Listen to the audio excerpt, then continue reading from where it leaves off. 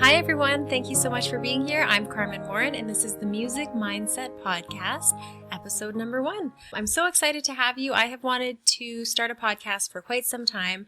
I have been teaching for about 20 years, teaching private piano. I taught at the university here in my hometown and then opening my own private music school. I have learned over the years there are these key conversations, tools, mindset shifts that I have had with students, and I've really seen it give them that pivot or that perspective and set them up for long-term success. So I have always wanted to have some kind of platform where I can share this with a wider group of people. Of course, if you are learning music, if you are a teacher yourself and you want to see how any of these conversations or tools can benefit for you, or of course, if you are a parent and you have a child in music lessons, this is here to support you along the way. So I have a lot of things that I have seen firsthand show a lot of value, and I look forward to sharing them with you here. So this is episode 1, and I plan to publish a new episode every week. I would love for you to subscribe so that you can stay in the loop with bonus content and new episodes as we publish them. So we will definitely talk about music-specific things here, but I wanted to name this podcast Music Mindset because over the years and throughout my own training and journey, I've really learned that musical expression is just one of the greatest joys that you can have in your life. But I also know that musical training as a discipline has a very unique way of developing certain character traits, learning habits, and values that give people this unique set of tools that they can apply to unlock potential in all areas of their life. So we will talk about specific music training and music teaching points here, but also the broader spectrum of how you can approach learning and how you can develop these tools within the model of musical training and then apply them elsewhere in your lives. So that's where I think so much of these little treasures lie throughout the process, as well as, of course, the gift of musical expression. So let's get started. The very first thing that I wanted to do on our first episode is what I like to do with students when they're brand new to lessons. I do this with my private students, and then we started doing them with all of our students at our school as well. And this is a clarity exercise. Anytime that I start a new goal or endeavor, just like this podcast, I always like to take the time to sit down and find clarity on why I'm doing this, why it's important, what my goal is, what my intention is. And if we're honest, clarity is everything in our relationships, how we choose to spend our time or our money, but definitely when it comes to starting something like learning a musical instrument. And the reason why I feel this is so important is anyone who has learned a musical instrument before will tell you that no matter what you thought you were kind of getting yourself into or the reason you got started, once you're in that process of learning, there is actually a really wide range of feelings and experiences that you are bound to have along the way. And those are all natural things along the process, but being able to have the clarity and awareness of what you might expect and why you might be going through different feelings and experiences is so important and will set you up for even more fulfillment when you attain your goals or when you're able to do what you set out to do or play the instrument the way you wanted to play it. Learning to play a musical instrument will bring you so much joy. It has brought me more joy in my life than I can put into words. It is also very much like learning a second language, and we can talk in a later episode about the similarities between music learning and language learning. But it takes time and patience, and so much of it also requires this solitary and deliberate learning. And you can cultivate this set of learning tools and then be able to apply it to other areas of your life when you are able to be clear about what you're experiencing in the process. When I'm working with my own students, I like to have them do this clarity exercise because I always want to think of myself as their guide. I want to guide them through their own personal growth and their own process of learning, as well as guiding them through understanding and interpreting and expressing themselves through the musical language. But if you are a student or if you're a teacher working with your students, so much of what the students will come up against or be challenged with are challenges within themselves. There's a lot of self-discovery, learning about yourself. You might have tons of fun one day and then be totally bored a week later. You'll experience confidence after working through certain challenges or be totally nervous and discouraged in other experiences. So I love to do this clarity exercise with my students when they're getting started, because I've seen firsthand how much it can really give them that awareness and perspective.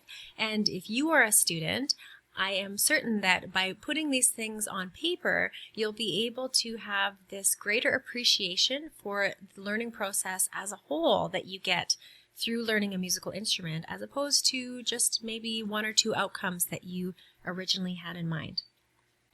So this exercise is fantastic if you are just getting started on learning a musical instrument, but you can also check in and do this at any point along the way. I did this myself as an adult for the first time, probably in about my mid-20s, and I was in a workshop and I was encouraged to put these words on paper, similar to what we'll do today. And for me, because I have come from a musical family and really learning to play a musical instrument in my house was like learning how to walk or learning how to read, just everybody did it. For me to actually put down into words what I wanted out of the process for myself and what my intentions were for learning music, that was very impactful for me, because even though I had been a musician my entire life at that point, since the age of 2, I had never actually stopped and thought about it, to be honest. So wherever you are in your musical journey, this will have a lot of impact, I'm sure. This is great for teachers if you want to communicate this exercise or a similar one to your students. Now, if you are a parent and your child is the one learning, I would encourage you not to do this with your child. This is still an exercise for you. I always like to remind my students' families, and we can talk about this again in a later episode, that really the choice for a child to study a musical instrument is such an educational commitment. And you will soon learn, if you haven't already in the process, that the process takes foresight and it does take a level of maturity. So we will, of course, work to develop awareness in children as they grow and mature through their music lessons, but they don't have that ability to make those choices themselves as a child. So which is why parents will make educational choices for their children, just like they make nutritional choices for their children, and really your choice for your child to have a musical education will be your own. So even though it will be great to communicate this with your child afterwards, or you can do this exercise with your child later on, I would encourage you to first do this exercise on your own as a parent. Put onto paper why you want this for your child, and this will really be a guiding star for you, because it does take a lot of support, guidance, commitment from parents for their children to be successful and reap the many benefits that we know that come from musical training. This exercise is very simple, but it does have a few steps to it. So I'm going to walk you through it on this podcast, but I don't want you to feel like you have to write all of the steps and points down. I have attached the same worksheet that I like to use with my students in the show notes of this episode so that you can use that version, or if you're a teacher, you can create a version of your own. So the detailed show notes and the worksheet are all available on my website at carmenmorin.com/1, just the number 1, because this is our first episode. So let's get started. So at our school, at Morin Music, we really meet all sorts of people and families who come to start their lessons with us.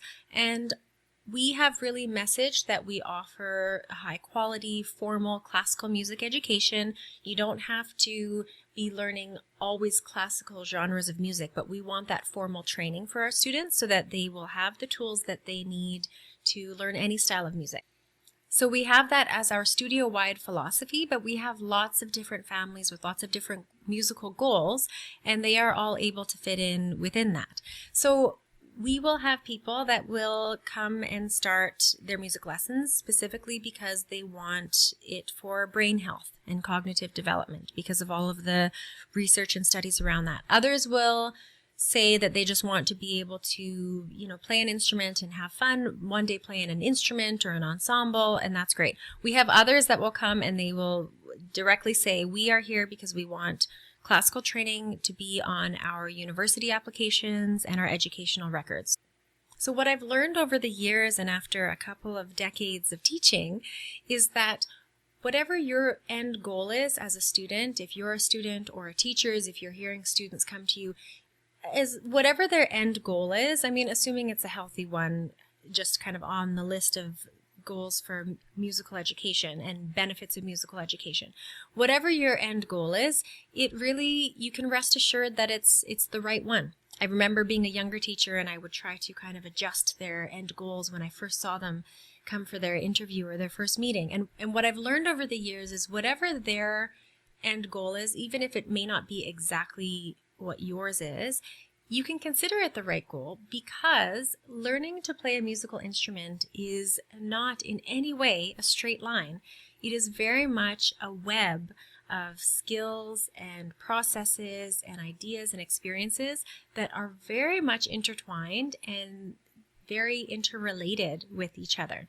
But there are so many benefits to learning a musical instrument. There's no way to reach one of those benefits without having to work and develop the others. So for example, one of the most common end goals that we hear from our families who come to us at our school is we just want our child, or we just want ourselves, we just want to make it enjoyable and we just want to have fun.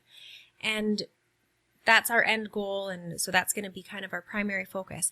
And to be clear, that's fantastic. So to have joyfulness and happiness and enjoyment as something that we can anchor in for our children or for ourselves, I think that's great. Let's definitely do that.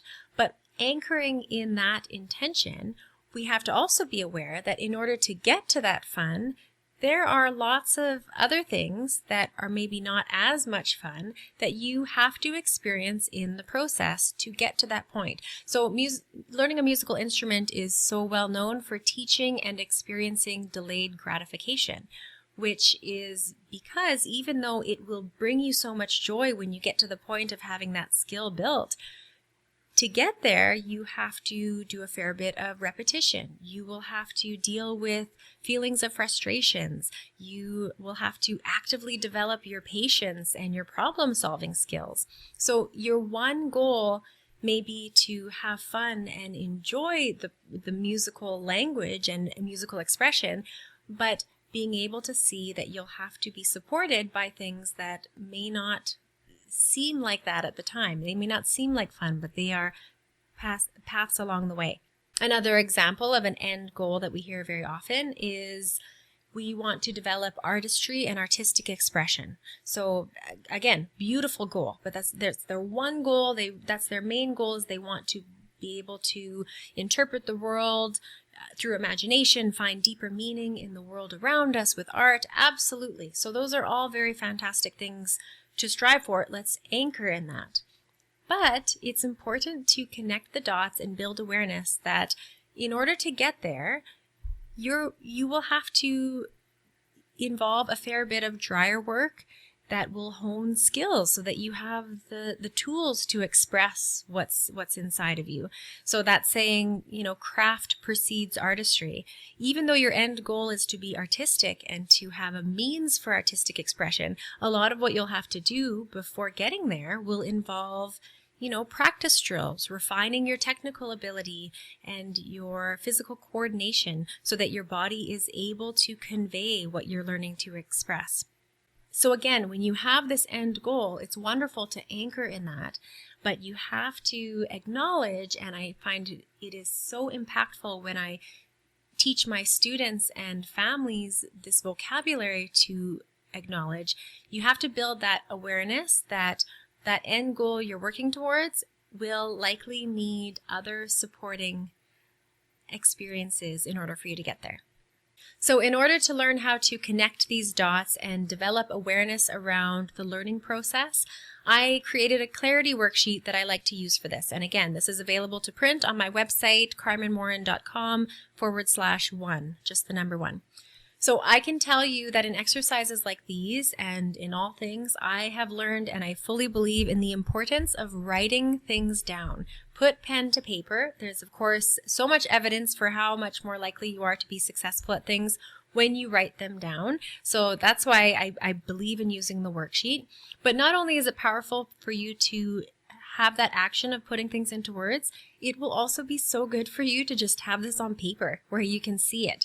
Save it, take a picture of it, save it on your phone. Trust me when I say that if you're planning to learn yourself, or if you are a parent supporting your child learning, it will be something that you'll want to revisit, because when you are experiencing challenges along the way, or what may seem like stagnation, all those things, you will be very thankful that you have this written down to kind of connect the dots and build that awareness. So over the years, I have begun calling this clarity exercise mapping your iceberg. So we've all heard the saying, just the tip of the iceberg, and that's kind of where this came from, meaning that the small point that we see on the surface has a big mountain underneath. So we're all very familiar with that concept. But I started talking about icebergs with my students years ago, when students or their families would say, oh, well, you probably never had, they would say things like, oh, well, you've probably never had any problem, wanting to practice, because I see how much you love piano, you love music. So, our son or our daughter doesn't really seem to love it like that. So that would be something that would come out. They don't have that passion. And to which I would say, so yes, the tip of the iceberg that you see are the feelings of love and passion that I have for it. And I've worked really my entire life to get there. So absolutely those feelings are there. But what you may not see beneath the surface would be cumulative years, I'm sure, of frustrations and failures and, to be clear, boredom, right? And feeling disinterested. So these are things that I would have had to push through and work through along the way. So on that peak, you see the majority of my time I can express love and passion and excitement for making music. But to be clear, even most days now, it's not that I necessarily feel like practicing. I have just built up such an awareness of what it means to be disciplined, is that I'm kind of able to detach from that feeling of whether or not I need to feel motivated. And again, that's something else that's on the list for us to talk about in this podcast, is we have lots of things to talk about with motivation. So for my clarity exercise, what I started doing with my students is I reverse engineer this idea. So I like to have this conversation with my students at the beginning of the process, because of course awareness is everything, but then it sets the tone so that I can come back and revisit with them these same words and things that we discussed later on. So on the sheet, what you'll see on the top of the page are many of the benefits of why people want to learn a musical instrument. So you have everything from brain health, cognitive development, patience, perseverance, goal setting, developing imagination, being able to perform, all of these different things that you'll see on the sheet. And what I'd love for you to do, and what I ask my students to do, is go through and just check off whichever ones apply to you. And it can be however many or however few that stand out to you. And there are also, of course, some blank lines, so that if there are bound to be things that are just unique to you and aren't on that list, please do fill them in, and those will be part of your exercise. So of course on the bottom then you will see your icebergs, and this is how we will map our icebergs. And what you'll do is you will write what you believe your end goal is at the peak of that iceberg. So in our case, on our example, we wrote delayed gratification. So we do get lots of families and students who will come and say we want to be able to practice learning that discipline of delayed gratification. So if that is the peak of your iceberg, that is your end goal of what you're working towards, then what are two supporting things, feelings, experiences that you have to have and work through in order to reach that benefit? So in ours, we said if you are wanting to learn about delayed gratification, you have to experience patience. You have to build patience. And part of delayed gratification is that you have to experience discomfort. It has to be a little bit less than enjoyable for a little while. Otherwise, it would be instantly gratifying, right? So you have to kind of go through that experience of like, oh, I wish this would just hurry up, and this is taking too long, and this is not as fun as I thought it was going to be. Pushing through that actually is a big part of the process. So being able to step back and connect these dots is everything. And these things will often come up in conversation. So for example, for me to say this to you now, it lines up with what you think and the knowledge part of you that understands that. But to be able to connect these dots, and for your students or for you as a student to be able to look at this when you are experiencing it, when you're actually feeling these feelings, will be something else entirely. And that's when I've really seen this worksheet become, just like I said, like a guiding star for my own students or the parents of my young students. So you can write anything in the points of your icebergs as you'd like. I have found over the years that this exercise is most powerful when you try to have as many of the points interconnected in the different icebergs. So for example, if your first triangle, try to use one of the points from there in the next triangle, right? And see if you can connect it. But that can be kind of on a round 2 if you'd like to refine it later on. But for now, you can kind of dump down the things that are important to you and then work to think about what you'll have to experience in order to get there. And it's just huge for building awareness. And to be clear, it's not just about listing the benefits of learning music. You can go online and you can find mountains of data about why learning music is so beneficial for us. But this is about you connecting the dots of what you might find yourself experiencing, and when things might feel a little bit different than what you were expecting, being able to have that awareness and push through is not only where you'll find success in your music lessons, but this is the starting point for really cultivating tools of learning, because you will be able to take this same awareness and apply it to other challenges that you have in life. And I think that that's always where kind of the gold is in this learning process. So I really hope this is helpful to you. I have seen this serve my students and families well for years and years. It is a simple exercise, but taking the time to sit down and do it really has just long-term benefits and really can set you up on a trajectory of success. The worksheet and transcripts for this episode are all available on my website, carmenmorin.com/1. If you are interested in connecting on social media, I am on Facebook and Instagram as well. And thank you so much again for joining me. I would love for you to hit subscribe so that you can be in the loop for our episode again next week. Next week, I will be talking about a very sneaky sentence or phrase that we hear most often when students and families are getting started in music lessons. If you are a student yourself, this phrase has likely crossed your mind, and if you're a teacher, I'm sure you've heard it said by students, new students and old students. So I want to talk about how important it is to catch it when you hear this and how much it can impact your mindset and your perspective going forward. So can't wait to see you then. Thanks so much for listening, and we'll see you again next week.